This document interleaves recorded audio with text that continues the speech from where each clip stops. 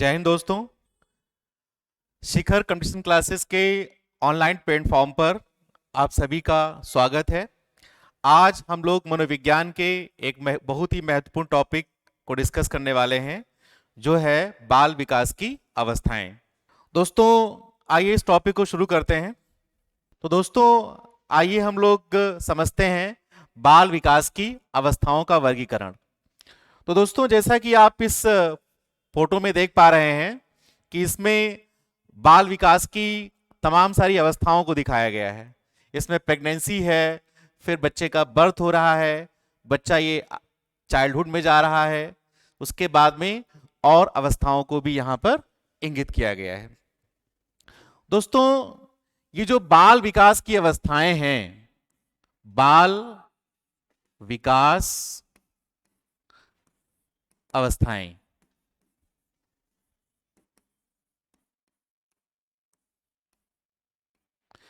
दोस्तों ये जो बाल विकास की अवस्थाएं हैं, इसको तमाम सारे मनोवैज्ञानिकों ने अपने अपने तरीके से वर्गीकृत किया गया है।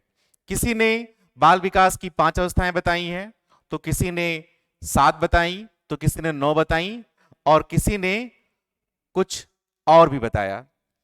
इसी कड़ी में 2 मनोवैज्ञानिक काफी खास हैं, जिनका वर्गीकरण कभी कभार परीक्षा में पूछ लिया जाता है। तो उसमें एक मनोवैज्ञानिक हैं हरलॉक। आइए दोस्तों, हरलॉक साहब ने जो बाल विकास की अवस्थाएं बताई हैं उनको समझ लेते हैं। दोस्तों, हरलॉक महोदय ने जो बाल विकास की अवस्थाएं बताई हैं उनको आइए एक नजर में देख लेते हैं और समझ लेते हैं, क्योंकि परीक्षाओं में यहां से क्वेश्चंस अक्सर पूछ लिए जाते हैं।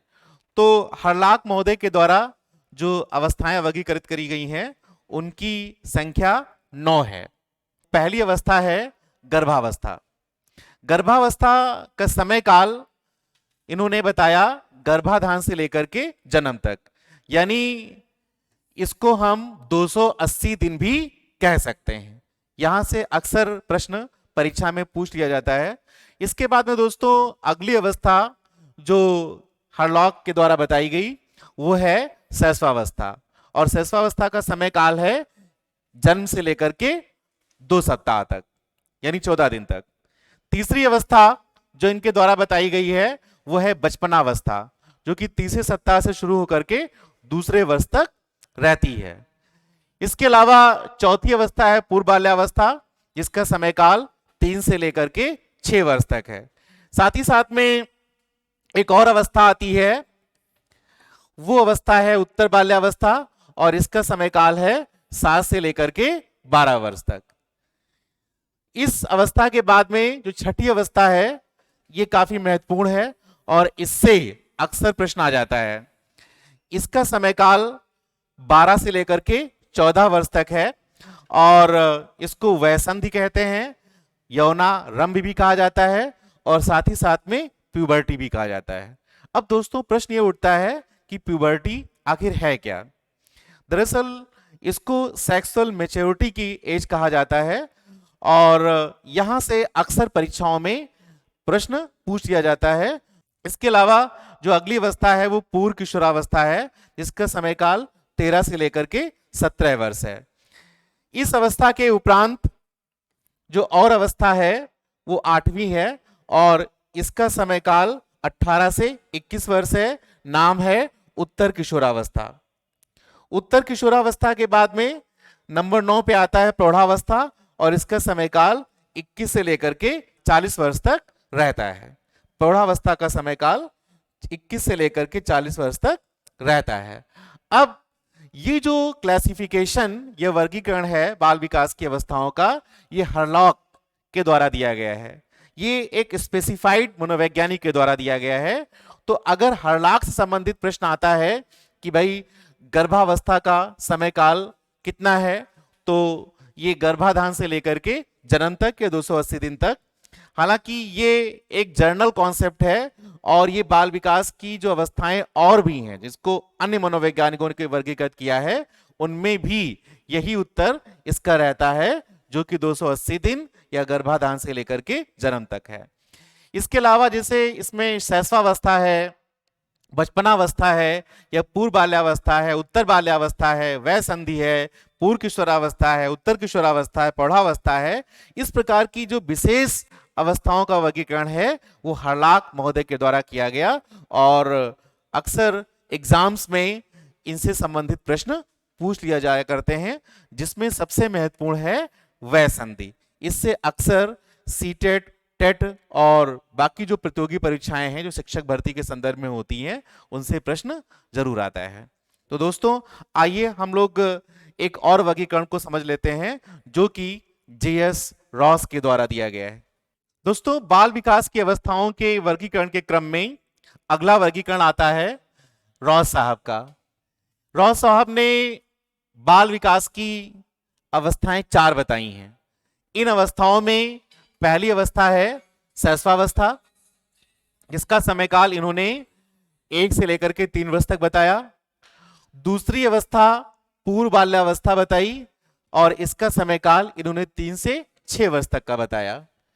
तीसरी अवस्था इनके द्वारा बाल्यावस्था बताई गई और इसका समयकाल इन्होंने 6 से लेकर के 12 वर्ष तक दिया है।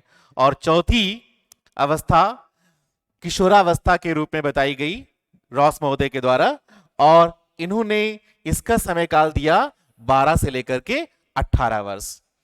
तो ये वर्गीकरण जेएस रॉस के द्वारा दिया गया।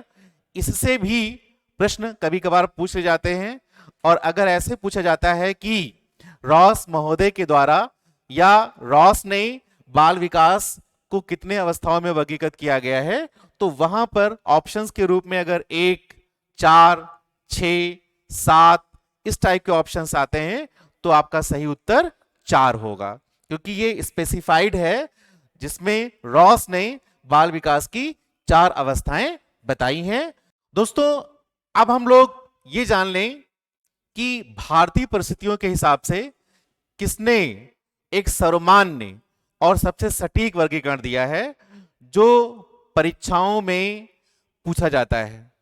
और ये वर्गीकरण ऐसा वर्गीकरण है जो बिल्कुल सटीक बैठता है और इसी के आधार पर परीक्षा में प्रश्न पूछे जाते हैं।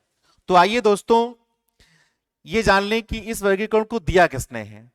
इस वर्गीकरण को देने का काम किया है एक बहुत ही महान मनोवैज्ञानिक अर्नेस्ट जोन्स ने। और अर्नेस्ट जोन्स ने बाल विकास की 5 अवस्थाएं बताई हैं। तो आइए देखते हैं दोस्तों वो 5 अवस्थाएं क्या हैं जो कि सर्वमान्य हैं और भारतीय परिस्थितियों के हिसाब से बिल्कुल फिट बैठती हैं। उनमें सबसे पहली अवस्था है गर्भावस्था, जिसको अंग्रेजी में प्रेगनेंसी भी कहते हैं और इस अवस्था का समय काल है 280 दिन, जो कि 9 माह 10 दिन के बराबर होता है। दूसरी अवस्था है शैशवावस्था, इसको अंग्रेजी में दोस्तों इन्फेंसी कहते हैं और इसका समय काल होता है 0 से लेकर के 5 वर्ष तक। तीसरी अवस्था जो बाल्यावस्था के रूप में जानी जाती है और इसको अंग्रेजी में चाइल्डहुड कहते हैं और इसका समय काल 6 से लेकर के 12 वर्ष तक होता है। चौथी अवस्था जो काफी महत्वपूर्ण है, इसको किशोरावस्था के नाम से जाना जाता है और अंग्रेजी में इसको एडोलसेंस कहते हैं और इसका समय काल होता है 12 से लेकर के 19 वर्ष। अंग्रेजी मनोवैज्ञानिक इसको टीन एज का नाम देते हैं। जो 5वीं अवस्था है वो प्रौढ़ावस्था है और इसको अंग्रेजी में अडल्टहुड के नाम से जाना जाता है। इसका समय काल 19 वर्ष से अधिक का होता है। तो भारतीय परिस्थितियों के हिसाब से या तमाम सारे जो फैक्चुअल चीजें हैं या जो एनसीईआरटी बेस्ड है उसके आधार पर बाल विकास की 5 अवस्थाएं मानी जाती हैं या इसको समझा जाता है 5 अवस्थाओं के रूप में।